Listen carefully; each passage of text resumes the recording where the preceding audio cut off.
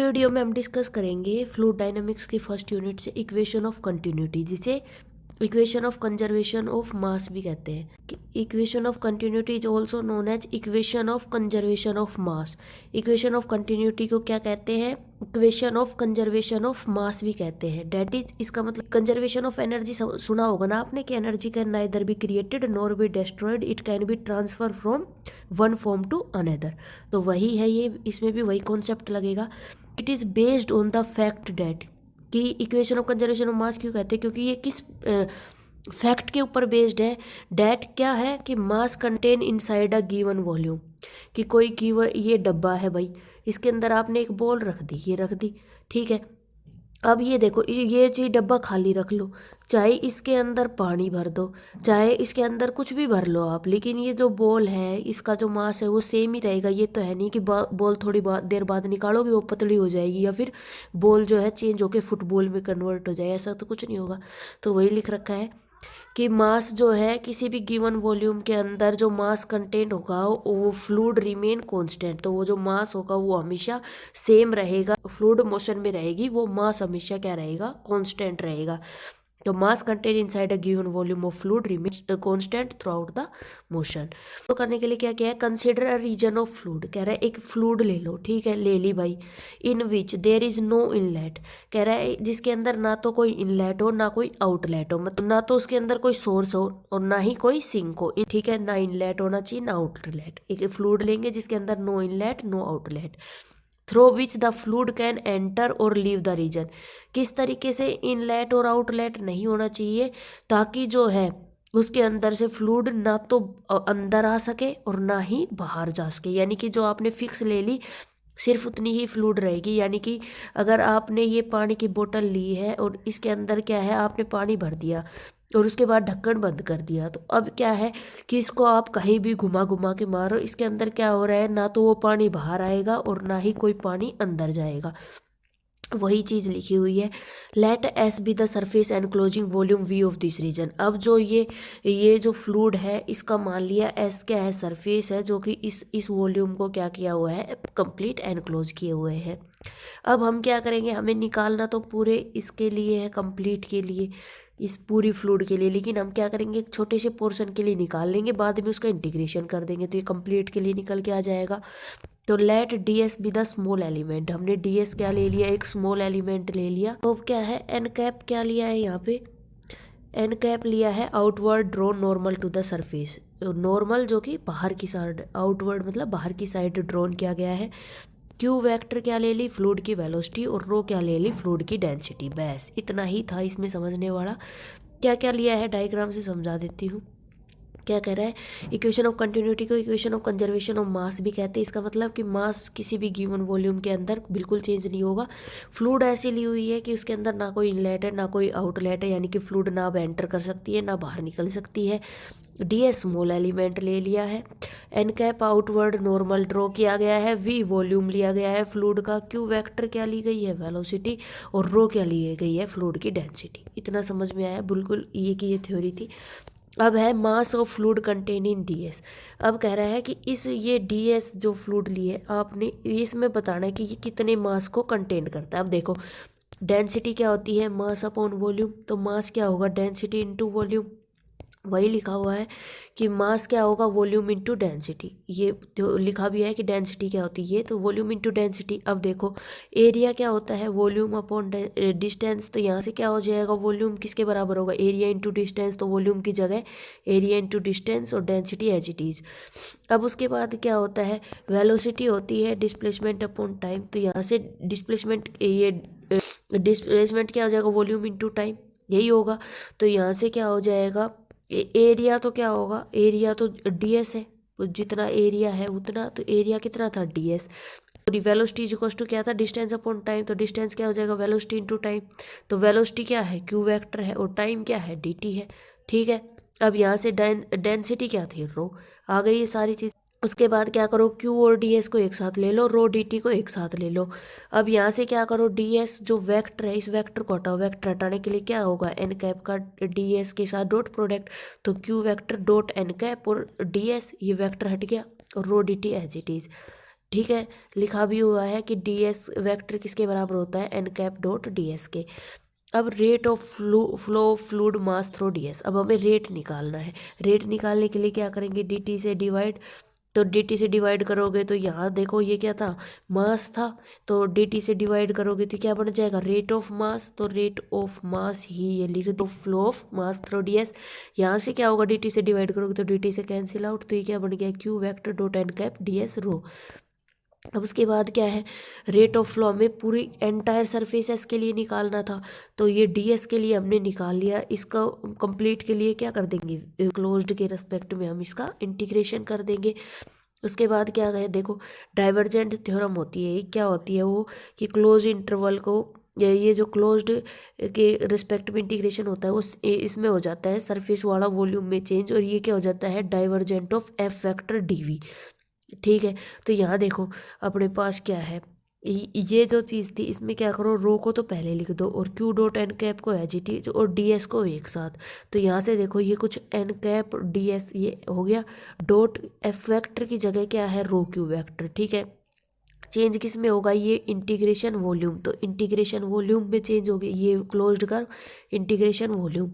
उसके बाद क्या हुआ है, देखो F vector as it is, तो एफ वेक्टर का मतलब क्या था अपने पास, रो क्यू वेक्टर, तो रो क्यू वेक्टर, और उसके आगे क्या लगा है, डाइवर्जेंट, तो डाइवर्जेंट लग गया। और जो एन कैप डी एस है ये पूरी वैल्यू हट के क्या बन गई, F vector d V. Divergent और डीवी आ गया, तो इसकी जगह पूरे की जगह क्या आ गया, डाइवर्जेंट और डीवी। एफ वेक्टर की जगह ये क्या था, रो क्यू वेक्टर। यहाँ तक समझ में आया। अब दूसरा हमें पता है, mass of fluid possessed by volume we, कोई भी मास क्या होता है, डेंसिटी इनटू वॉल्यूम। तो कह रहा है कि एक हमें पहले से पता है कि मास क्या होता है, कि कोई वॉल्यूम वी में मास क्या होगा, डेंसिटी इनटू वॉल्यूम, और उसका पूरे का कंप्लीट के लिए इंटीग्रेशन। इसका भी रेट निकालो क्योंकि यहाँ भी रेट है ना, तो इसका d m upon d t as क्या हो जाएगा, curl rho by curl t और डी वी। अब क्या है, लेकिन मास तो क्या होता है हमारे पास अनचेंज्ड रहेगा, क्योंकि ये equation of conservation of mass है, तो वही लिखा हुआ है, since the consider region is free from source और सिंक, क्योंकि जो हमारे पास हमने जो रीजन लिया है इसमें ना कोई सोर्स है ना कोई सिंक है, यानी कि mass is neither created nor destroyed, that is इसका ना तो क्रिएट हो सकता है ना डिस्ट्रॉयड हो सकता है। इसका मतलब जो rate of change of mass है वो क्या होगा, zero, that is the total rate of change of mass is zero. तो हमारे पास दो रेट ऑफ ये आ गए, एक ये और एक ये, इसका मतलब इन दोनों का एडिशन किसके इक्वल होगा, जीरो के। दोनों लिख दिए, this plus this is equal to zero. दोनों में ही इंटीग्रेशन वॉल्यूम वी के रेस्पेक्ट में और डी वी दोनों में कॉमन लिया, ये curl rho by curl t plus divergent of rho q vector is equal to zero. अब क्योंकि वॉल्यूम अभी तो हमने इतनी फ्लूइड ली थी, अभी मान लो इतना ले लिया, तो वॉल्यूम क्या है, आर्बिट्रेरी, कितनी भी वॉल्यूम ले सकते हैं। तो ये arbitrary, so three must be true only when, ये कब ट्रू हो सकती है, ये तो आर्बिट्रेरी वैल्यू थी, इसका मतलब कब ट्रू होगा, अगर ये अंदर वाली वैल्यू किसके इक्वल हो, जीरो के। तो इसका मतलब curl rho by curl t plus divergent of rho q vector किसके इक्वल आना चाहिए, जीरो के, और इसी को कहते हैं इक्वेशन ऑफ कंटिन्यूटी। तो equation 4 is known as equation of continuity. अब इसको खोलना चाहो तो देख लो, divergent of rho q vector किसके बराबर होता है, फर्स्ट वाले का ग्रेडियंट डॉट फर्स्ट वाले का वेक्टर प्लस क्या होगा, फर्स्ट वाला एज इट इज और सेकंड वाले का डाइवर्जेंट, ये होते हैं डाइवर्जेंट का फॉर्मूला। क्या हुआ है दोबारा देख लो, फर्स्ट वाले का ग्रेडियंट डॉट फर्स्ट वाले का वेक्टर प्लस फर्स्ट वाला एज इट इज सेकंड वाले का डाइवर्जेंट। ग्रेडियंट को इससे भी डिनोट करते हैं, तो gradient rho dot rho vector plus ये डाइवर्जेंट को भी इससे डिनोट करते हैं। ये value divergent of rho q vector की ये वाली वैल्यू इसमें उठा के रख दो, ये आ जाएगा। ये अनदर फॉर्म आ गई इक्वेशन ऑफ कंटिन्यूटी की, this is another form of equation of continuity. तो जब न्यूमेरिकल सॉल्व करेंगे तो जब डाइवर्जेंट ग्रेडियंट दिया होगा तो ये वाला यूज कर लेंगे, जब ये वाली वैल्यू दी हुई होंगी तो न्यूमेरिकल में ये यूज कर लेंगे। ये था पूरा अपने इक्वेशन ऑफ कंटिन्यूटी। अब कह रहा है इसके कुछ केस है, जब स्टडी केस हो, स्टडी में क्या होता है, जो डेंसिटी का टाइम के रिस्पेक्ट में होता है वो क्या होता है, डेरिवेटिव जीरो। तो यहाँ से अगर इसका ये वैल्यू जीरो हो जाएगी तो इसका मतलब divergent of rho q vector zero, तो ये आ गया। उसके बाद अगर फ्लूइड इनकम्प्रेसिबल हो, इसका मतलब रो कांस्टेंट हो, तो क्या होगा, ये वैल्यू जीरो हो जाती है और साथ में ये भी जीरो हो जाता है। तो इसका मतलब अपने पास सिर्फ क्या बच जाएगा, देखो ये वाली वैल्यू भी जीरो और ये वाली वैल्यू भी जीरो, तो सिर्फ ये बच जाएगा डाइवर्जेंट वाला। तो यही लिखा हुआ है divergent of q vector is equal to 0। अब उसके बाद if in addition to incompressibility के साथ साथ अगर फ्लूइड होमोजीनियस भी हो और पोटेंशियल काइंड के हो, पोटेंशियल काइंड का मतलब क्या होता है, क्यू वेक्टर की वैल्यू माइनस डेल फाई हो, तो डाइवर्जेंट ऑफ क्यू वेक्टर अपने पास, तो ये इसको आगे बढ़ाया गया है। डाइवर्जेंट ऑफ क्यू क्यू अगर पोटेंशियल काइंड की होगी तो क्यू वेक्टर की जगह क्या रख दिया, पोटेंशियल है तो minus del phi is equal to 0।